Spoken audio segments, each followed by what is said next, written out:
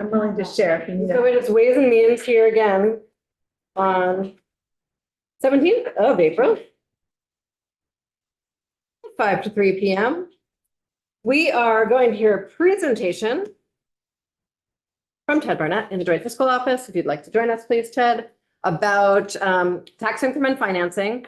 I think I said this morning, but we are likely going to spend some time on a modification of tax increment financing that's going to come over from the Commerce Committee. But I thought before we did that, it would be helpful to refresh our memory on how tax increment financing works in current law, particularly the increment. Absolutely. For the record, Ted Barnett, Joint Fiscal Office. One thing I do have to say before I begin, there's news, there's an active shooter at the school I went to, Florida State. So if I'm a little more distracted than usual, that is part of the news. So I'm going to talk about TIFs, but yes, if I see a little spacey, that is the reason. Okay. We can also reschedule. It's not that big, but yes, I appreciate that. So yes, talking about TIF, we're going to spend a lot of time really digging into what increment means, because without increment, you don't have TIF. That is really the juice that provides the squeeze, as JFO likes to say, of the whole program. And so, yes, we're going to walk through the example of Killington's phase filing and look at their increment projections and what that means for various calculations within the TIF program.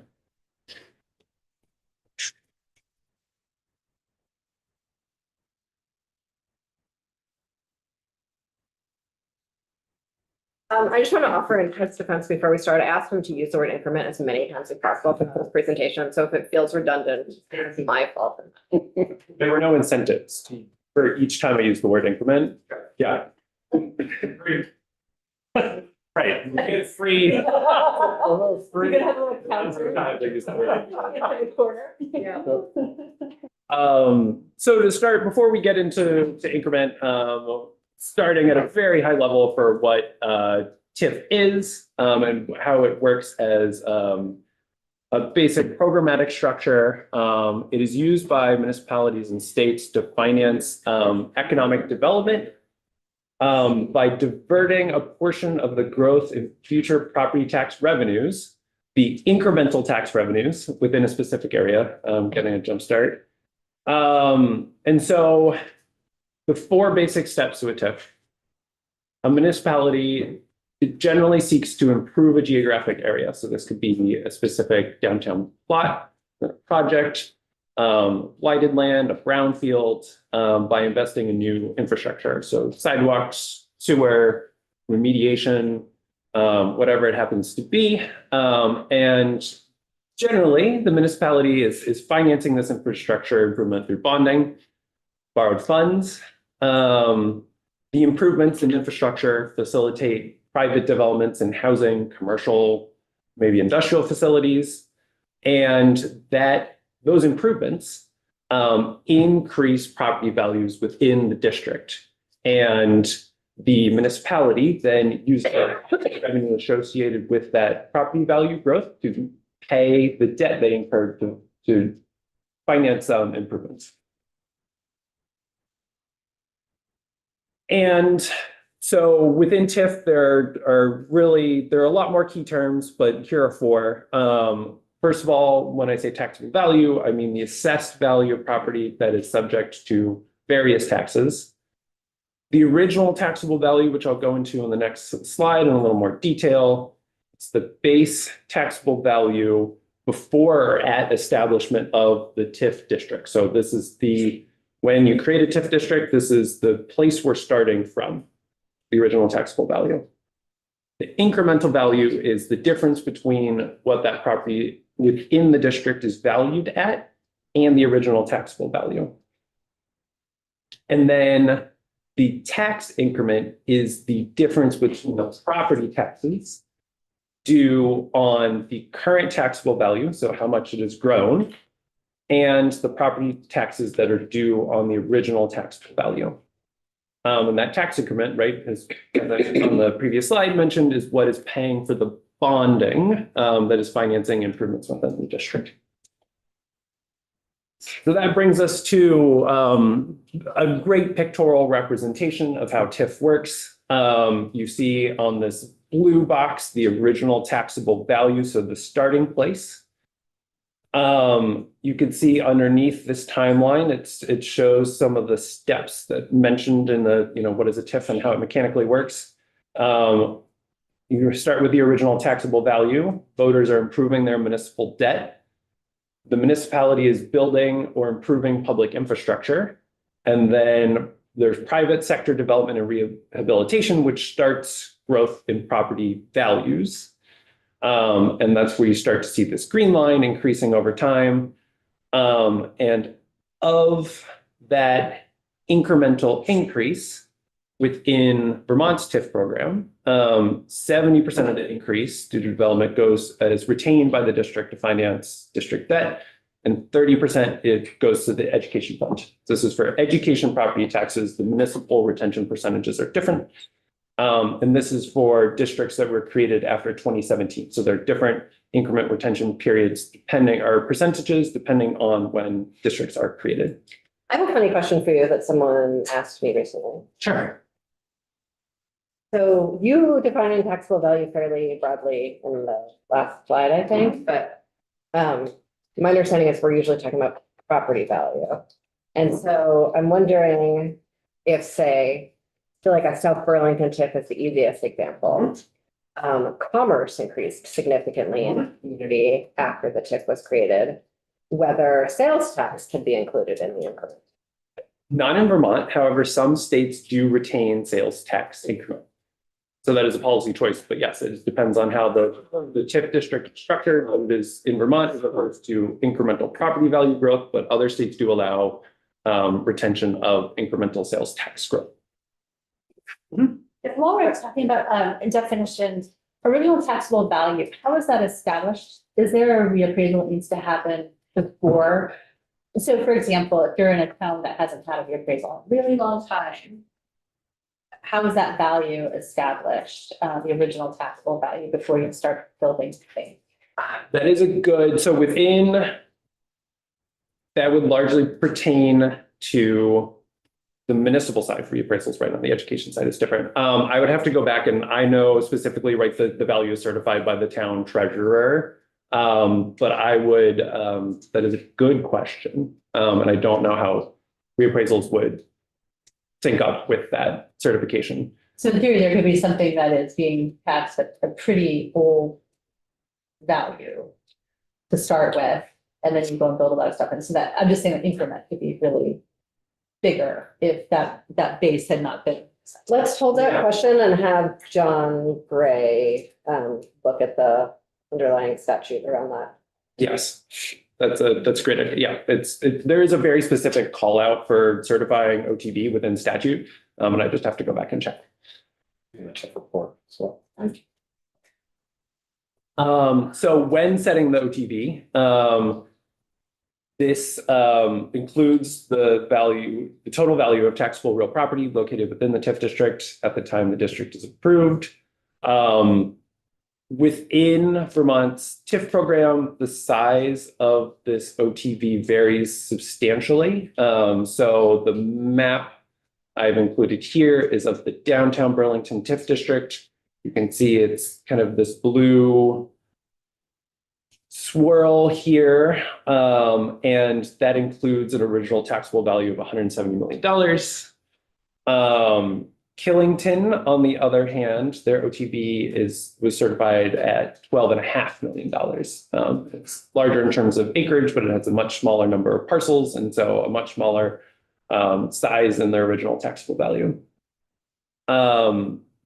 Recently of note, Act 72 of 2023 clarified that once the district is set, there can be no adjustment, so that you don't have kind of things moving in and out of the district, which would affect the OTV. That did happen before. Yes, that was a clarification that was put in for a reason. Specifically that map. Yeah. And I think that's a helpful point.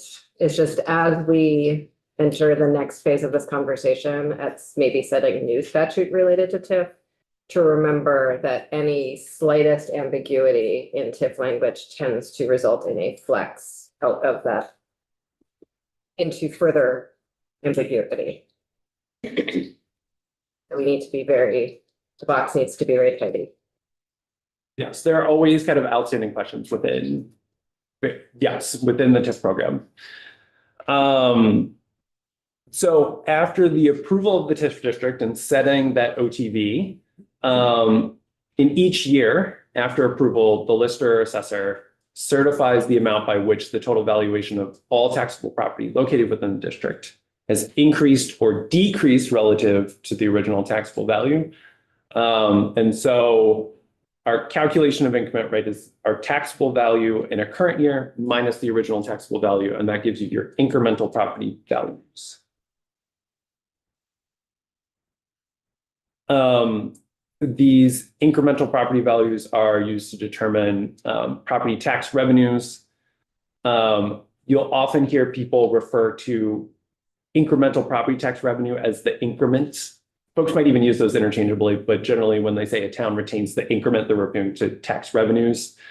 Under current law, as I mentioned earlier, 70% of incremental property tax revenues pay for district debt and 30% goes to the education fund. On the municipal side, 85% of municipal increment goes to district debt and 15% goes back to municipal general funds. So a short way to say this is municipalities have more skin in the game when they implement a TIF. Purely on a percentage basis. Yes, on a percentage basis. Not a dollar basis. Right, exactly. And so you can see quite a few different increment retention and percentages depending on when a district was created, both on the education fund side and the municipal side. Most TIF districts have a 75% retention amount and remit 25% to the education fund. They were created in a time period when that was current law, or when that was law.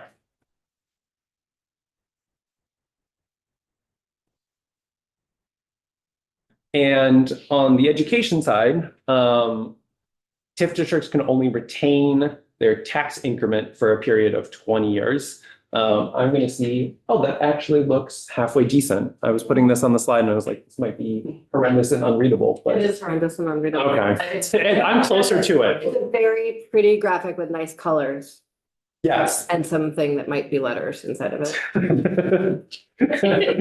I'm closer to it. So yes, that's where I got. A little bit bigger, we might be able to read the right side better. Yes, But I get it anyway, but thank you. We can look at it on our screens and you can talk through it. It's fine. Yeah. absolutely. Yeah, I thought this was wishful thinking and putting this in here. Absolutely. So the main column within this table are these increment retention periods. There are some exceptions to the 20-year rule. Burlington Waterfront, as you know, they can retain. Their retention period started in 1996 and can go all the way to 2035 with different sets of parcels. There's been a lot of changes in that specific TIF. And Barry and Hartford recently in the same Act 72 that made that clarification to the TIF district boundaries. They also received extensions for their increment retention periods.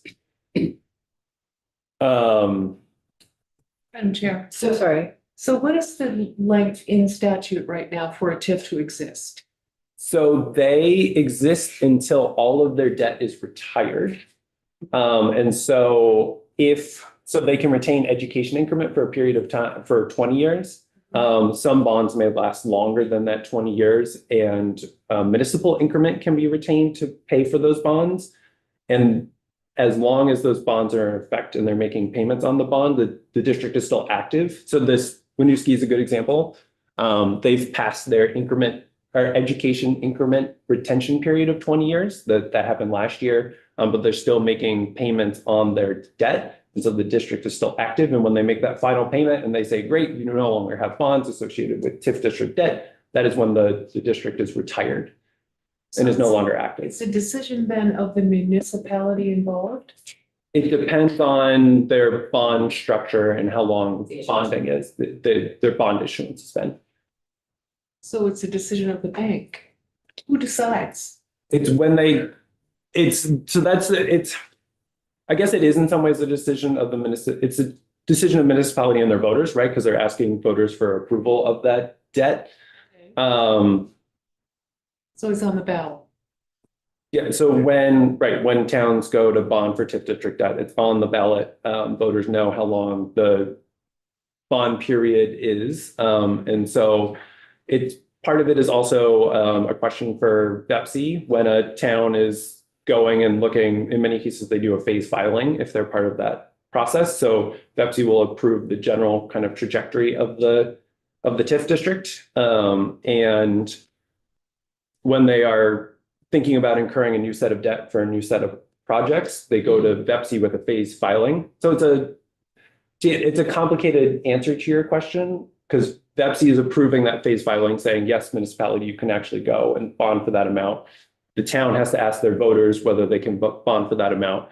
So statute specifies that the TIF district is in effect for as long as there is bond that they are paying on their bonds.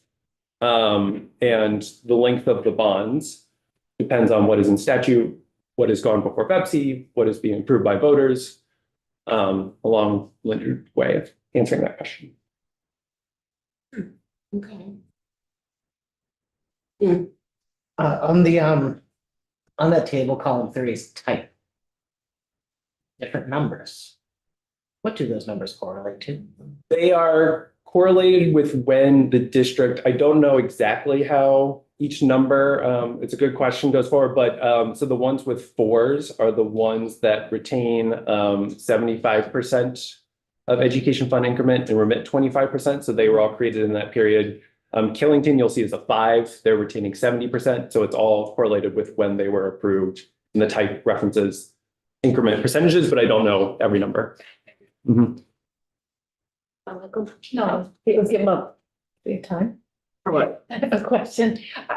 If a school district owned a large piece of land on a state highway and decided to apply for a TIF that included infrastructure upgrades so that it could install affordable housing on some of the land owned by the school district, where they were building a new school and using the housing to offset some of the costs of the bonding, would that be, I mean, is there, how loose is the TIF language?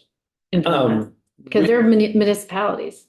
So you're referring to the current, not what's proposed in S 127, but Just current TIF Yeah. Law. So there are certain project, process, and location criteria that they would have to meet Mhm. to bring that application to BEPC.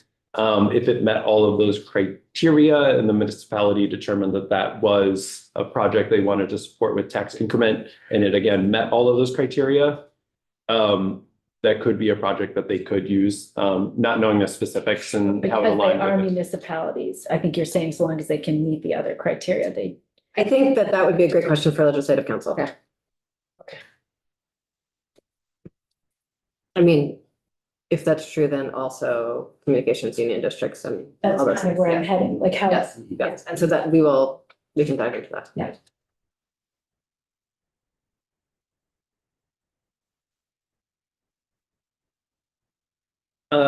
And so increment calculations can be used in a variety of different ways. The first one that we're going to go through in some detail is when applying for a TIF district in their application and in doing phase filings and amendments,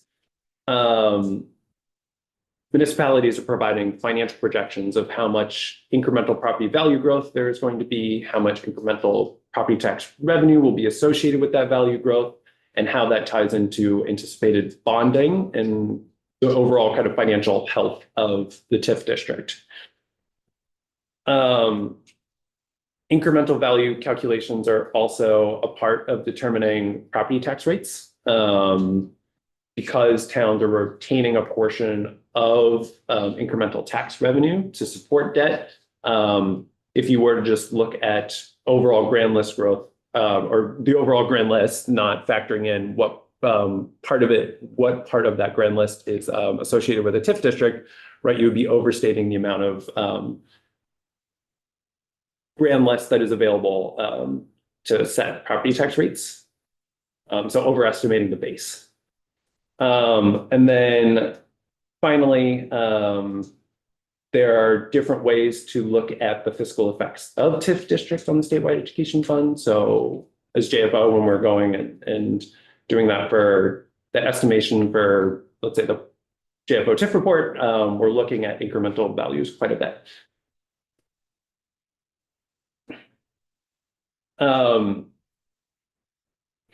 Generally, Increment. Mhm.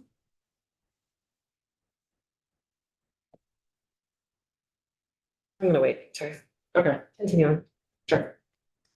So the Killington TIF district is primarily composed of two infrastructure projects. One is they're building a water system that will bring water to the base of the mountain and then all the way down the Killington Access Road. And they're also making improvements to the Killington Access Road to add sidewalks and facilitate multimodal transportation, bus pullouts. Originally, town voters approved $47 million worth of bonded debt associated with the TIF district. Since that bond vote, the town was able to find grant sources of funding that brought down the bonded amount to $34.1 million. And to start diving right into the phase filing, this shows how the town of Killington anticipates the ski lodge, which is the major development that at the base of the mountain, the major development that's being facilitated by bringing water up the mountain. In the phase filing, this project was going to happen in 5 years. And the phase filing, and this is on the town website, so this is publicly accessible information. They provide the assessed value of each of those at each year, the assessed value after development, and comparing it to baseline. I will note that in this document, the baseline OTB amount was $3.6 million. It was certified at $12.5 million, but I didn't back it out. I just kept it with the where the phase filing had it. Where's the 3 in the table? So the 3 is the difference between at the total in each year. So it is the difference between the increase, the assessed value after development, and the increased value from baseline. So it's between these two numbers, these two columns. But the actual certified taxable value is, The OTB is 12 million. what is, can you talk about that a little bit? I didn't have time to it is a difference. I will look into it a little bit more. It's a difference, but this is what originally in 2022, what they thought the district might be. Maybe when it was certified, it was a different set of part. I don't know. I probably shouldn't speculate. Okay. Yeah. But do they get to choose which of those baselines they use? Who chooses which baseline is used? So at Applic, it's a good question. I will look into it. That is the OTB. This is, so the 12.5 million is the OTB that is in the VEPSI annual TIF report. Which is great for the town, but who chooses that? I will look into the statute and provide that information.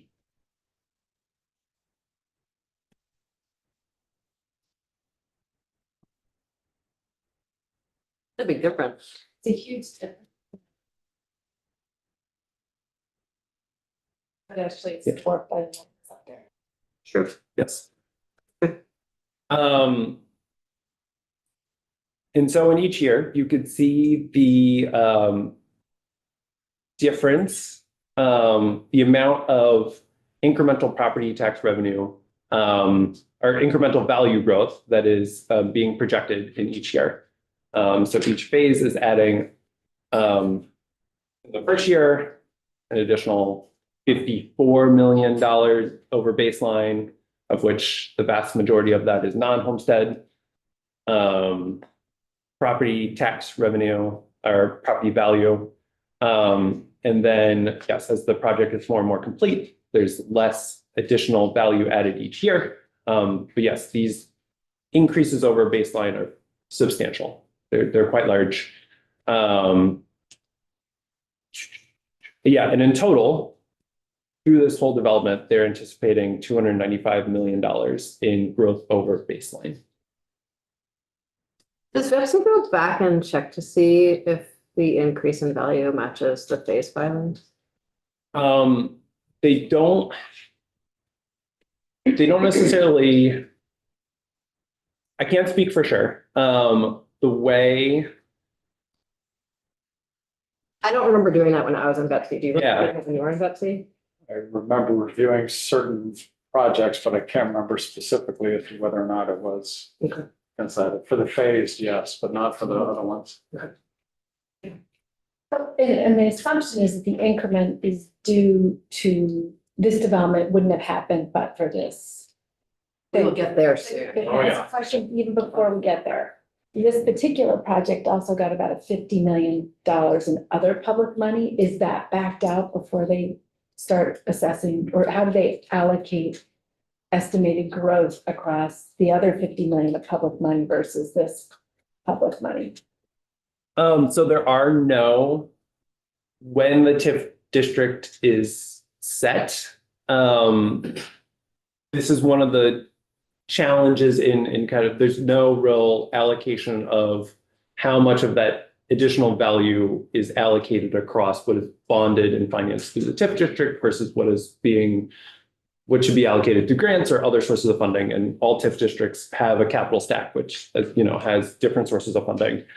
And so within TIF mechanics, it is, you set the TIF district, the value that is above baseline is incremental value that can be used for TIF district debt. And that is the lens by which things are being looked at.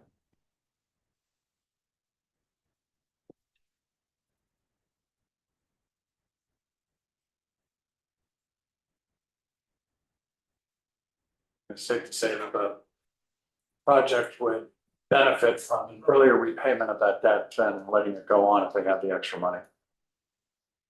Say that one more time.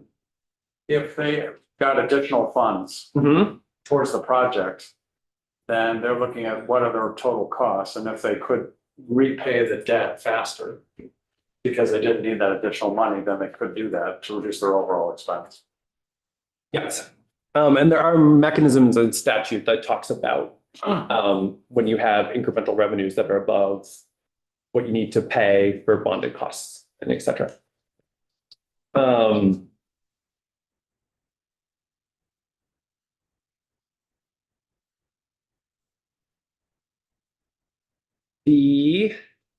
So starting then from once there are incremental values, those incremental values, of course, have tax increment associated with them. And so this table shows in each fiscal year, the total amount of incremental value, the amount of property tax increments that is associated with that incremental value, the amount of homestead increment, the amount of non-homestead increment, and the amount of education tax increment. In these forecasts, many, when doing financial modeling and projections, many of them use consistent tax rates for each fiscal year. It's hard to forecast. Right. Hard to know what tax rates will be in any given year, much less 15 years in the future. So noting that those are the rates that are used to calculate tax increments in each given year. And one key piece of TIF districts is that in the early part of TIF districts, understandably, since development is at you haven't seen as much development, right? The amount of tax increment you're generating per year is lower than 5 years into the district, in this case in Killington. So education tax increment is only $900,000 in the first year, but for almost $4.9 million by the time all of the development in the district has occurred. And one of the challenges for TIF districts is they're bonding and start making payments on their bonds before some of that development is happening. So you don't have incremental tax revenue necessarily available when your bond payments start.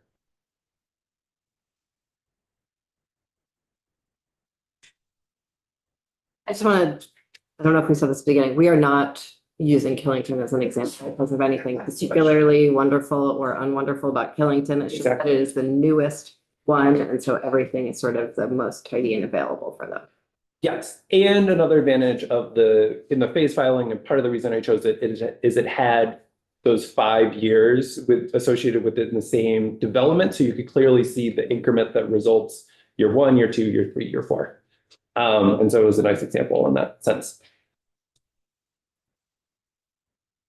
So then increment, and the other advantage is it has the current law increment retention percentages. So it's also a good example from that standpoint. So the amount of increment that's generated in each year gets allocated according to the increment retention percentages. So for the municipal portion of property taxes, it's 85% to TIF debt, 15% to general funds.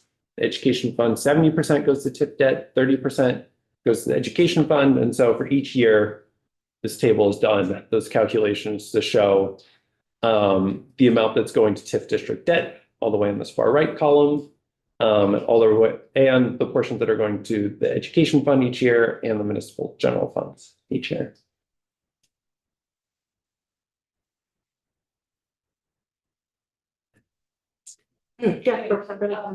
Could you walk us through that chart again? So we are on page 14, correct? Yep. Could you walk us through each column again? And I know you just did that, but I need to hear it again. Sure, absolutely. So in fiscal year 26, starting with the first year, there's the estimated municipal increment. And this is as of the phase filing with the caveats that a lot has changed, bond structure, timing of development. So this might not be what actually happens in fiscal year 26, but this was in the phase filing. In fiscal year 26, the estimated municipal increment was $190,000. Okay, so this would be the increment. The increment would come from the original value of the land that some assessor, we don't know where the assessor came from yet, but you're going to look into that. That original assessor established a value for this property. They get the bond and they do some work on it the first year. So the difference between that original figure and what's done the first year, am I correct? Mm-hmm. That's how much value increased to tax. This is the taxable amount, 190,000. So that's the incremental value, exactly the difference between the value in current fiscal year 26 compared to the original taxable value. The estimate was $54 million in additional value. The property taxes associated with that incremental value on the municipal side is $190,000. And the education tax increment associated with that incremental property value is almost 900,000. So then pulling those values into the next table in fiscal year 26, the municipal increment, that $190,000 is on the left-hand side. That almost $900,000 is on the education side. And then we're going to apportion it to the municipal part, to the general fund, which receives 15% of that increment, and district debt, which receives 85% of that increment. So of $190,000, 85% of it is $162,000, and 15% of it is $28,000. Municipal. For the municipal, and then the education increment of 900,000 is apportioned 70-30, 70% to TIF district debt, 30% to the education fund. So that almost $900,000. 70% of it is 630,000 almost, and 30% of it is $269,000. And then the final column takes the 70% of education property tax revenues and 85% of the municipal portion, which are both allocated to TIF debt, and adds them together in this far right corner for $790,000, which is available to pay for bonds and other sorts of debt associated with the TIF district. Okay, and they can only do that with the TIF money, right? They can't use it to pay their city manager or any road plowing or anything. They can only use this for TIF related expenses, correct? TIF district debt and related costs. Right, to the TIF district only. And so related costs, I don't know if you remember Representative Brown again, but at some point last biennium, and I have no idea when, tried to uncover with a number of witnesses related to TIFs how much they were spending in staffing costs Yeah. related to their TIFs. Mhm. And we did not get very far in that pursuit I because staff were not accounting for their hours in a way that made that very possible for us to understand. And so I imagine there are other cases like that. And I know that some of the Burlington audits have led to some confusion. I do remember. Yeah, okay, good, because that is exactly as much as I remember. So I'm glad you remember some of it too. Representative Holcomb and Madam. Well, I think it's just as a tax, just as a general principle, what's interesting about the way we do TIF is that the entity that benefits the most is not the entity paying for the TIF, because the ed fund is an overlay of the entire state and the TIF is an overlay of an individual municipality. So you're making decisions to draw down from an overlaying entity, which is not the same. So you may actually be degrading it. Like if you're using your TIF to build a hotel or in Montpelier that pulls people out of Waterbury, or to build Fire Hill Gym and move it out of Hardwick into Montpelier, that may not be actual increase. It may actually be redistribution, but you also are, it's the people benefiting aren't paying for it necessarily. I know, and that has It's problematic. always bothered me about TIF. It's not the TIF process itself. I think it's a great economic development tool. What bothers me is it comes from the ed fund, and the ed fund doesn't benefit. In fact, it gets hurt for 20 years before they get their full payback. And who pays for it? Most taxpayers. Representative Feltes. I just, I'm way down here. And and we will have lots of time to argue the philosophy of TIF. We are going to just understand the increment today. So stay where you are, Representative Feltes. I'm just trying to understand this, when we say the annual estimated municipal increment, that's the dollar value of the increase in value times the municipal tax rate. These are the extra dollars you can see because the value of property is on it. Exactly. Okay, and just as an example, then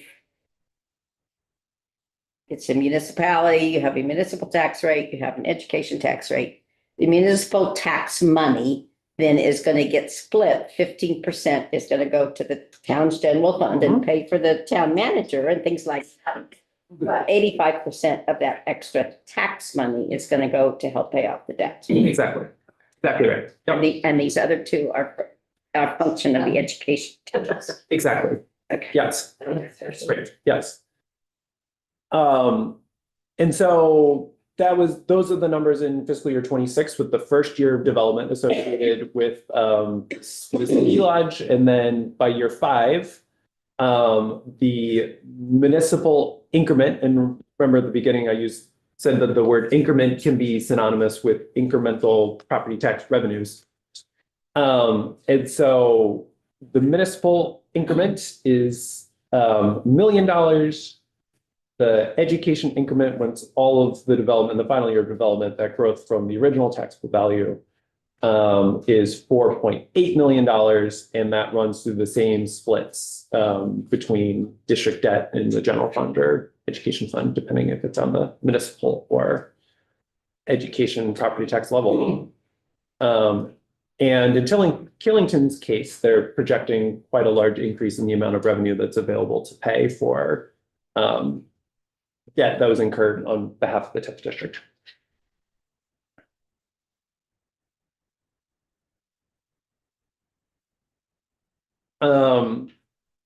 And this piece for me is where really the key part in why you want to forecast your property tax, incremental property tax revenues is you want to make sure that it's more than the amount of debt you've taken on to fund improvements. And so this table shows our total TIF revenue, which was the far right column, adding up our education property tax portion and our municipal property tax portion that's going to TIF district debt. And netting out, here it was forecasted that there would be in fiscal year 26 payments on 3 bonds and a state revolving loan fund for drinking water. And so in the first year, there was a deficit forecasted. So TIF revenue from increment was 790,000. But the total costs were, I should have done a total column here, and I'm not great at mental math on the fly. But there is a deficit between the amount of revenue available and the total number of uses here of $1.2 million. And as there's more revenue available from increment, that surplus or deficit changes into a surplus. And by the end, there's an annual surplus of $1.5 million.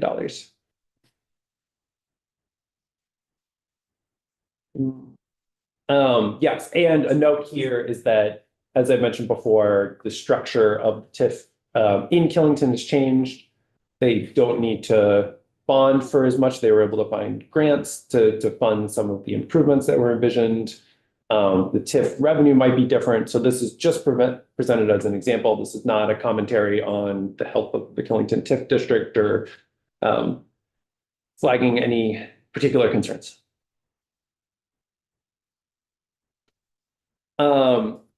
I did also want to show some examples of the difference between level principal and level debt payments. I know Michael Gahn mentioned this earlier this morning.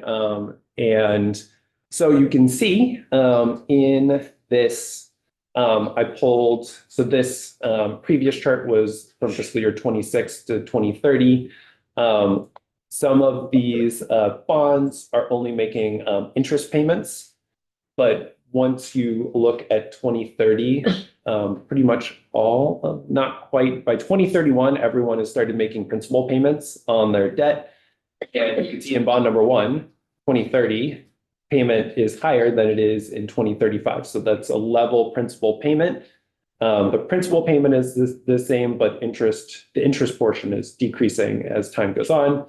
On the SRF loan, because it's not a bond, there's able to be level debt payments, and the debt payment amount is the same over time. So using this slide just to show the difference in some real numbers. Thanks for tying it back to morning conversation. It's like next level. Thank you. Whenever I can operate in the next level, it doesn't happen all the time.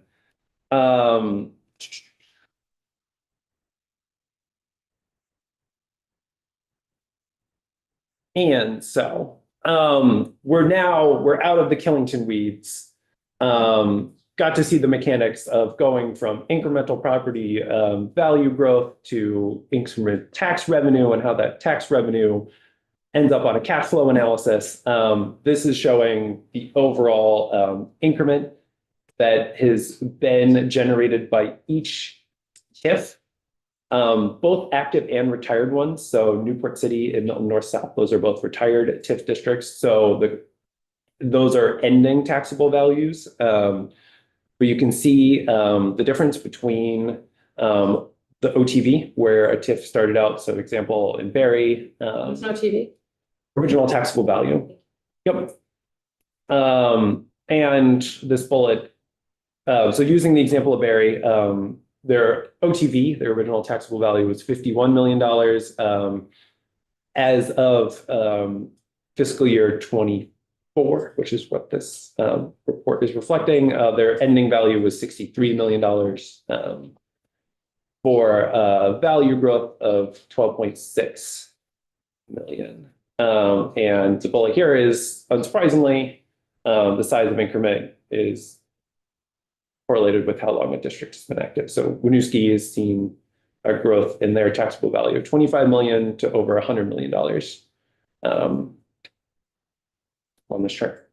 Is, love the Barry examples, always do. The Newport City line, Yes. is there just the 60%, unless I'm really bad at math, which might be 48,000 to over 2 million, and then 60%. This was a very old TIF district, and operating on a different scale, right, than other. This more resembles what I think folks would probably call a project-based TIF, right? If you're looking at an OTV of $48,500.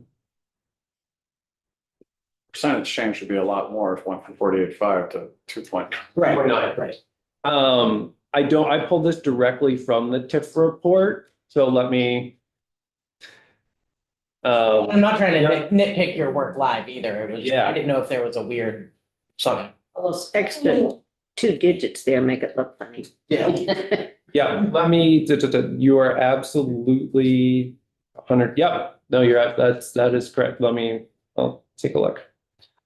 Or just check it with Pepsi. Okay.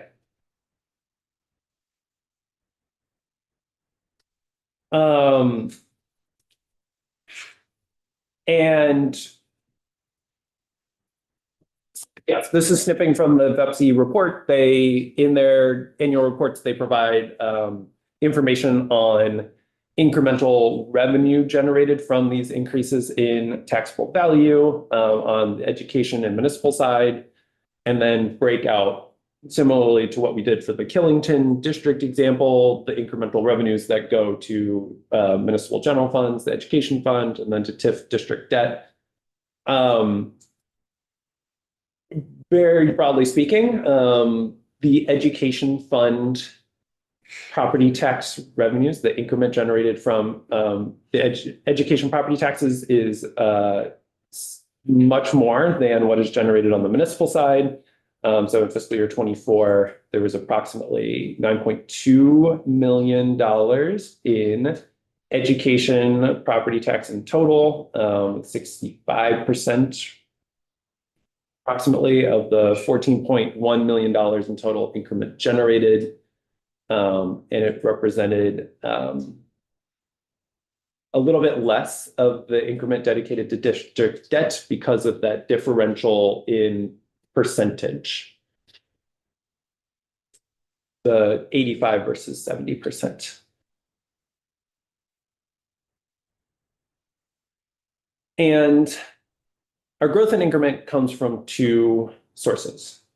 First, we have the increase in value of existing real estate. So thinking about the Burlington downtown example, there's some activity that you have development that's happening in the district, and that encompassed a lot of parcels over many acres.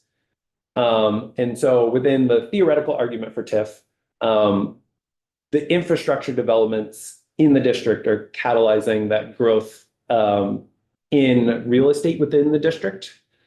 However, in JFO TIF reports, the analysis done there showed that all TIF districts were growing. If you're looking at the in most cases, it was looking at CLA adjusted education growth. So that value was growing before creation of the district. And for new districts that are being created. Like growing faster than the base level across the state. Growing faster than 0%, the theoretical. Yep. Yeah. Underpinnings of kind of the TIF program. And so, yes, that growth in TIF districts and kind of at the state level more broadly, right, it's quite high. It's no surprise to anyone. So it's estimated at 14.3%. So there is that source of incremental property value growth. There's also an increase in values from renovation, new construction. And this activity is reflected, is what base filings and applications to BEPC are really looking at.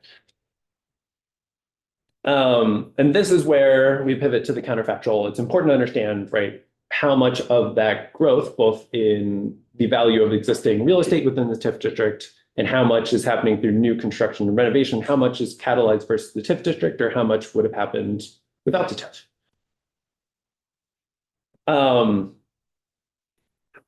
There are many expressions of the counterfactual. I think oftentimes when the counterfactual and the but-for and TIF is debated, it's kind of this either or debate. And folks are saying, you know, all of the growth was catalyzed by the TIF, or there's none of, you know, like all of this growth would have happened anyway. And if you're looking at this either or, if the development would have not occurred elsewhere in the state, then the TIF is providing a benefit to the education fund and municipal budgets. Because if that growth wasn't happening, you wouldn't have had any increase in grand lists. But with TIF, it catalyzed the growth. The education fund and municipal general funds get to retain a portion of that growth that was catalyzed by TIF. And so they see a little bit of a bump. However, if development would have happened anyway, the amount that's being retained is a cost in terms of foregone revenue to the education fund and municipal budgets. There are many different expressions of the counterfactual. So for examples of this kind of either or, if there's a housing developer who's looking to build in Chittenden County, and they build in Williston. Recently I drove to REI, as one does, and there's a lot of building going on in Williston right now. If they build in Williston, 100%. And so this is the example. There's a housing developer in this world. They have a choice of anywhere to build in Chittenden County. They're not looking at Act 250 or zoning or any of that. If they build in Williston, 100% of that value accrues to the education fund. If they build in the South Burlington TIF district, only 25% of that growth is going to the education fund, and 75% is getting retained by TIF district debt. Yes, Representative Levy. Well, that is interesting, but we can't throw zoning and Act 250 aside in this, then that's not a complete analysis. For me, when I look at this, it's an incorrect analysis. I think this is designed as a ability to add nuance to the fact that nothing is 0% true or 100% true. Yes, and It's not enough nuance. Yes. Yeah. Okay. Yes. Yes, and this is primarily done as a thought experiment to think about the different levels of foregone revenue. I think there are many situations, as I note further down in the slide, that exist beyond these two examples. It certainly could be true that TIF and the infrastructure development that occurs with TIF allows a development to move forward more quickly than it would have had there not been a TIF district, or TIF could change the scope of projects within a district area by providing infrastructure. Maybe a housing unit or an apartment building that's constructed, they might be able to be permitted by more units because there's wastewater. So there's a whole universe of examples that exist here. And this, thinking about the counterfactual, is the most challenging part of TIF, because it requires trying to understand a world where TIF doesn't exist, or if it does, in a specific area. And that's without really rigorous statistical analysis, you can't get to a kind of a hard and fast rule on that or judgment on that. So in the case of the builder in Williston, if he's going to do it on his own though, and doesn't do it with the TIF district, he's got to find financing someplace else. a totally different way of financing this development to do it on its own.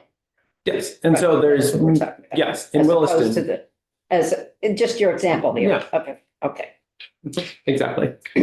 Or you use the financing available through the TIF district. And so the developer wouldn't be able to, within current TIFs, debt is incurred by the municipality for kind of public purposes and public infrastructure. And so might be able to run, water and sewer down the road that then they're able to connect to. So it isn't, so the developer isn't using necessarily financing provided by the TIF, but they're able to potentially leverage some of the infrastructure.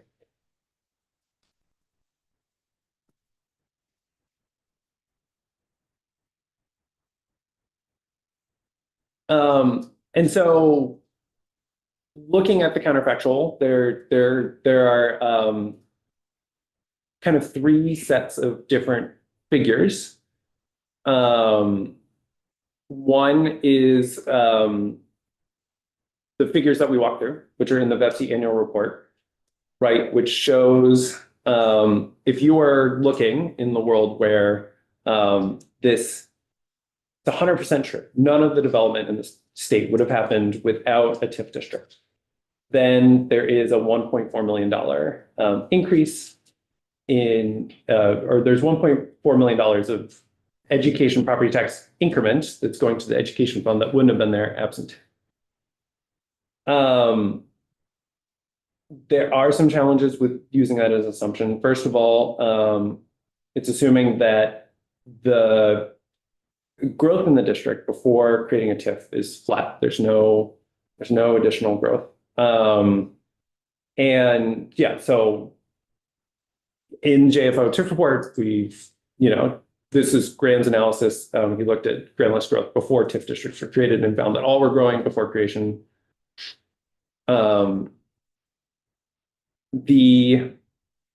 that's one way of looking at Sorry, just going back to that last point of the growth that existed within TIF districts before it was TIF district. Is there any analysis that shows, okay, before the TIF district, the growth was 4%, and then there was TIF district, and now it's 10%, something greater than? Is that analysis? Yeah, so that's moving in. So JFO, our model takes, yes, we're looking at if TIF districts were to grow as they were pre-TIF, how does that amount of money that's remitted to the education fund and municipal general fund, how much does that compare to what is being remitted under TIF? And so that's taking into account growth rates after TIF. And I sent folks the most recent TIF report that Ted wrote, and then one for 2022 that Graham wrote. Yep, great.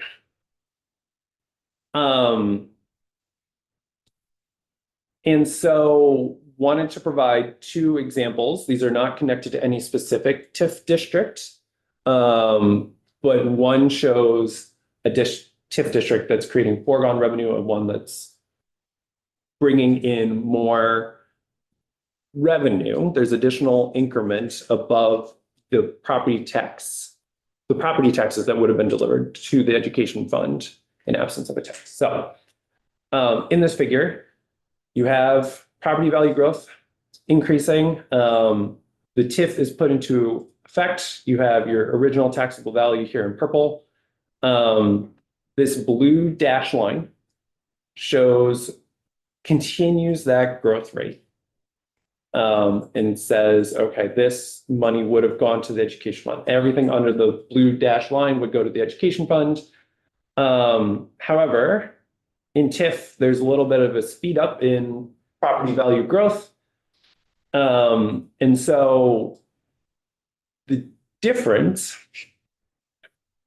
and so what you're looking at with the TIF is the amount of revenue that's going to district debt, the amount of revenue that's going to the education fund. In this case, the green triangle, which is the amount that's going to the education fund, is less than this amount under the dashed line. And so this kind of box here between the dashed line and the green triangle is foregone revenue.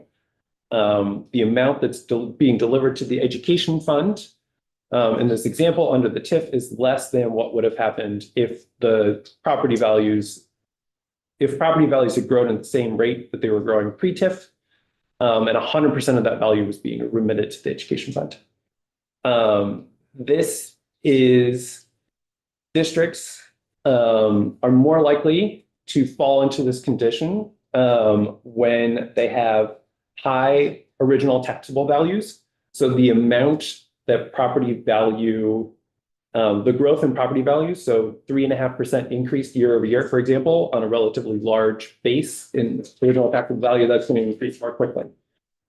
And the same thing is true. So as for high background growth rates, so steeper this growth rate is, the steeper this kind of blue dashed line is, the more likely it is that the increment that is delivered to the education fund under TIF, it's just less likely that that amount would be above what they would receive if they continue to grow at their rate pre-TIF.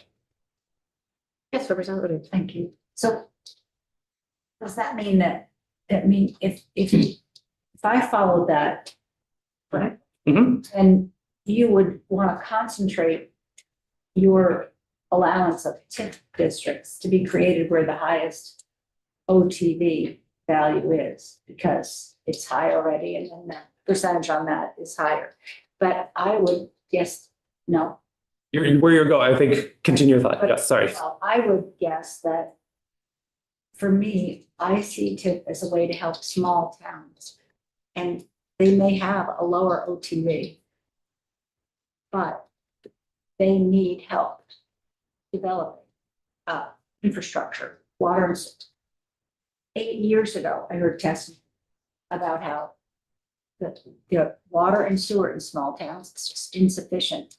And I think we do have to look at Act 215, what our land use goals are, because it's, I would say probably almost always easier to build in a field where there's, and we don't want people building in field. We want people building in town centers. And for that, we need the infrastructure in those town centers. And for that, I think that just focusing on the better return to the ed fund without also looking at what our land use planning goals are would be that. Representative Woody, do you have a question? Yeah, was I right? My not about how I brought it out, but with my conclusion necessarily, but the higher the OTD, the better the rate of return. So would you then say you have to focus all your TIF allowances in places with the highest value? I would say so first of all, this is talking kind of in a counterfactual world. If you were looking simply, does a TIF district deliver more incremental revenue to the education fund than they would have gotten if they'd simply grown as they were growing, right? So that's what we're trying to answer in this question. There may be a lot of policy goals in using TIF that are independent of this analysis. Previous JFO TIF reports have talked about exactly the land use, the intersections between where TIF districts are located and statewide development goals to drive development towards dense, compact urban centers. And that's a feature of the TIF program. And that has value kind of independent of this value, simply focused on returns to the education fund. So districts with high OTVs or high growth rates are actually more likely to create foregone revenue to the education fund because they were growing quickly. And when you're retaining increment from a place that's growing more quickly, it's harder for the amount under TIF when it gets frozen. It's harder for the only 30% to just beat that background growth rate. So maybe it's helpful to move on to the next one where I give an example. That'd be great, because we also don't have all the hours left. Okay. I know we have a few more slides. Yes, it's just a couple. Yeah, that's great. Yeah, thank you. And so this example is showing where usage of the TIF is purely from an ed fund perspective, going to deliver more revenue to the education fund than what would have accrued simply if it was growing at its background growth rate. So here, the background growth rate is slower, right? This line in the pre-TIF era is less steep. And so our blue dashed line that's showing property value growth without TIF is flatter. But with TIF, in this hypothetical example, property value growth really kicks off, just shoots up. And so in this case, with our 70-30 split, the amount of money that's going to the education fund is this green triangle here, and it's above the blue dashed line. So this is delivering revenue to the education fund in this example than what would have happened with the 100% that would have accrued to the education fund if it had just simply grown at its background growth rate. So districts with low OTVs, low original taxable value, potentially smaller districts or districts in more rural areas, or with low counterfactual growth rates. And the other key piece is with large increases in taxable value, so really catalyzing a lot of growth, can fall into the category where they are creating a fiscal benefit to the education fund. I have a slide that'll talk about how it works on net. So I'll wait until I get to there. But yes, these two slides showing one were an example of a TIF district that's creating foregone revenue and one that's creating additional revenue to the education fund. Wanted to make a point that it really depends on the size of the district, how fast it was growing before the TIF district was in effect. And those are two key pieces in thinking about potential costs of the education fund. Thank you. Representative Brennan. Is there a line here that shows how much money we're dipping out of the ed fund, and so the ed fund should be getting smaller? So the ed fund isn't shown here. This is just showing the amount of trying to show graphically how foregone revenue is created through TIF specifically. So there's no look at the ed fund overall. This is like a purely hypothetical construct. But it doesn't withdraw any money from the ed. Right. These are all future revenues, exactly. In reality, it does withdraw money from the ed fund. It withdraws a great deal of money from the ed fund, and none of this increment would occur without money that we took from the ed fund. It would not have occurred. Where would they get it? We're going to stay away from our philosophical arguments about TIF. That's the problem. Yes. Why can't I find another source? Representative Brennan. Can I bring you more? We're gonna, if this is a philosophical issue about the TIF, I just want everyone to understand what the increment is, what the factual and what the counterfactuals are. Okay? So, is it a question for Ted? No. Great, then we're not. After class, I'll have. Great, okay. I'm nervous again. And then finally wanted to mention, so there's the third look and wanted to introduce, so every year, Jake Feldman and I go to the e-board and we present a consensus estimate between tax and JFO of the maximum impact of tax increment financing on the education fund. And so this assumes that everything that is retained to pay for TIF district debt is a cost of the education fund. And is saying, this is essentially equivalent to saying that all of the development that's happening in TIF districts would have happened elsewhere in the state.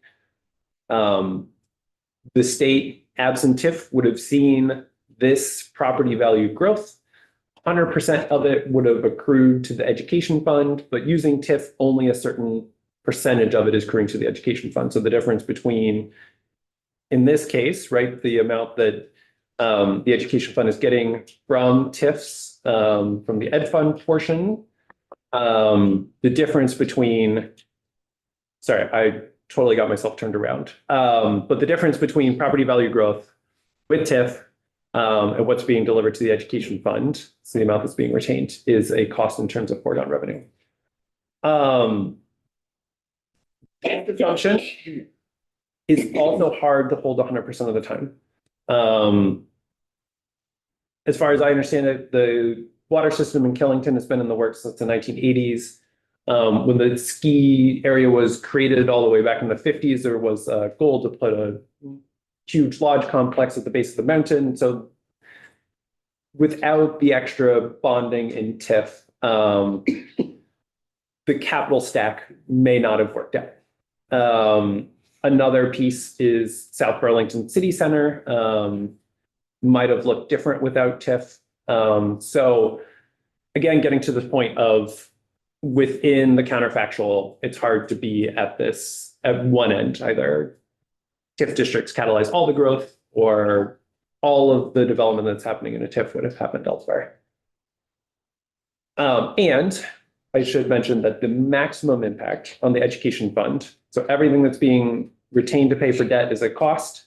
In fiscal year 26, our estimate was $6.5 million. So from a pure tax expenditure point, that is the cost of the education fund.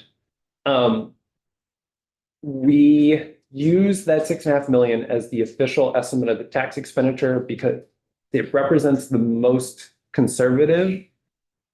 In other words, it is the maximum potential impact. So giving you all, when you're evaluating the TIF program, understanding the maximum potential cost of the education fund. Can you just say that one more time? Same thing you just said. Is that for the entire TIF program? So that is for the entire TIF program, all TIF districts. We estimate how much district or how much increment, education property tax increment they're retaining to pay for TIF district debt. It does not go to the education fund exactly. And yeah, so using that is kind of like the upper bound. We're considering that to be worst case scenario. 100% of the development would have happened elsewhere. You didn't need to incentivize it using a TIF. The maximum cost is $6.5 million. Million with an M. Million with an M. Yep. I won't rebut that at all. Okay. Different ways of looking. Representative. So to increase the amount of increment that you received, you could use other funding, like a $25 million grant from ACCD, another $25 million for the federal grant, that would drive higher projected development. So if you are doing additional public fundraising, you could actually increase the amount, probably increase the amount of increment that you would get from the fund. The amount of If you could drive more development, projected development, but it wouldn't count, it wouldn't be in your OTV.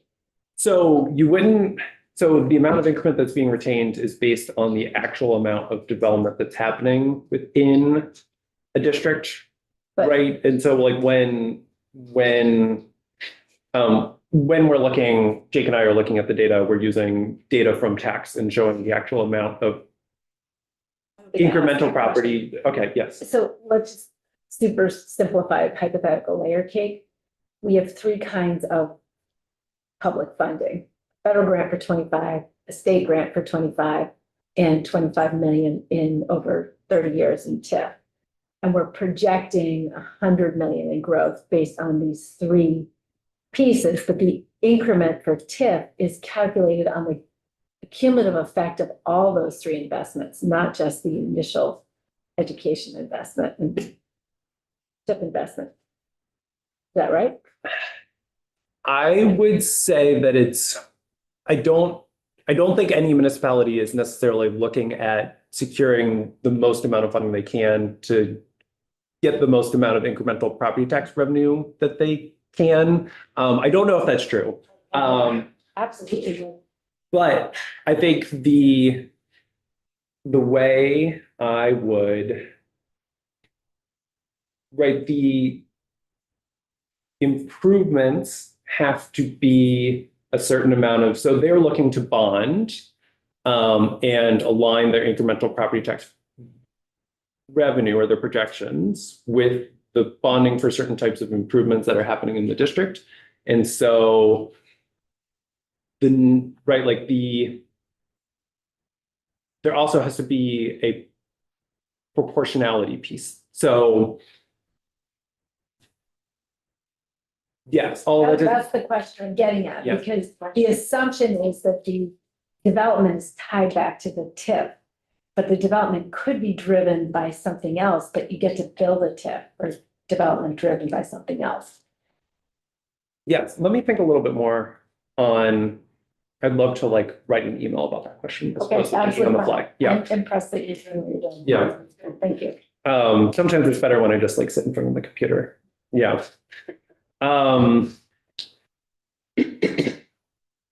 So under the JFO model, so right, we have the consensus process that tax and JFO go through.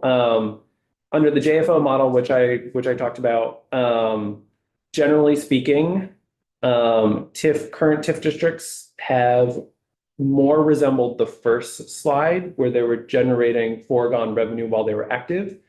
However, to Representative Wozniak's question, after the district was retired, growth rates in the TIF were higher compared to those background growth rates. And so there is more property tax revenue than what would have happened if those rates were steady state. Would note that pre-TIF in 20 years isn't exactly a perfect comparison. Not at all. And I think there's also a huge question whether that development, to what Representative Holcomb mentioned, whether that development is being pulled into the TIF district from surrounding areas. And so if you're seeing higher growth rates while a TIF district is in effect, is that just because, right, there's a development, the TIF district in South Burlington and maybe in Heinsberg, right? There's development that's getting pulled into the TIF district in South Burlington. I will say the TIF literature on that particular point is voluminous. There's quite a bit of research into it. And there's certainly different findings. A lot of them do find that there is some of this TIF districts do suck in some development on net.